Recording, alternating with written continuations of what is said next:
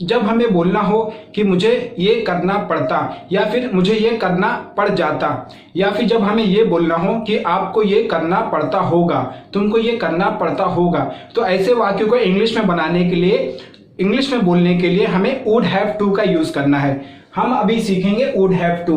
Would have to के दो meaning निकल के आएंगे। जो फर्स्ट मीनिंग रहेगा करना पड़ता या पड़ जाता, ये दोनों चीजें एक ही है, करना पड़ता या पड़ जाता। और जो सेकंड है करना पड़ता होगा, उसके एग्जांपल मैं आपको थोड़ी देर में देता हूं वीडियो के आखिरी में। अभी हम करना पड़ता या पड़ जाता का एग्जांपल देखते हैं ताकि आपको समझने में आसानी हो जाए। जो फर्स्ट एग्जांपल है, माई फैमिली सपोर्टेड मी, मेरी फैमिली ने मेरा साथ दिया। और else I would have to, or else I would have to leave my study today itself, वरना मुझे आज ही अपनी पढ़ाई छोड़नी पड़ती। इसको दूसरे तरीके से कह सकते हैं, वरना मुझे आज ही अपनी पढ़ाई छोड़नी पड़ जाती। तो आपने देखा करना पड़ता और पड़ जाता। दोबारा देखते हैं, माई फैमिली सपोर्टेड मी, मेरी फैमिली ने मेरा साथ दिया। और एल्स, वरना I would have to leave my study today itself, वरना मुझे आज ही अपनी पढ़ाई छोड़नी पड़ती, या फिर मुझे आज ही अपनी पढ़ाई छोड़नी पड़ जाती। अभी हम देखते हैं second example, if you had not come today, अगर तुम आज नहीं आए होते, I would have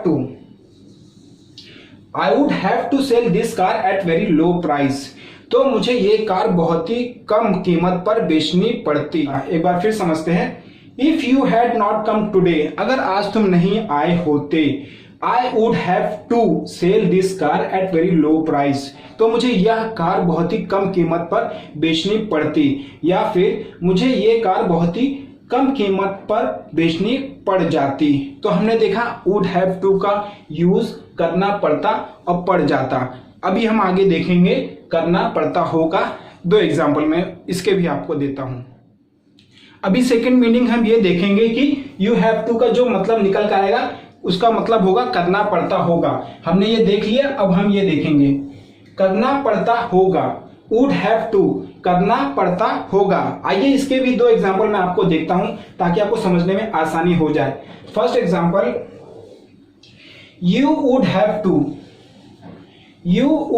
to go to market every day, तुमको डेली, तुमको रोज मार्केट जाना पड़ता होगा, करना पड़ता होगा।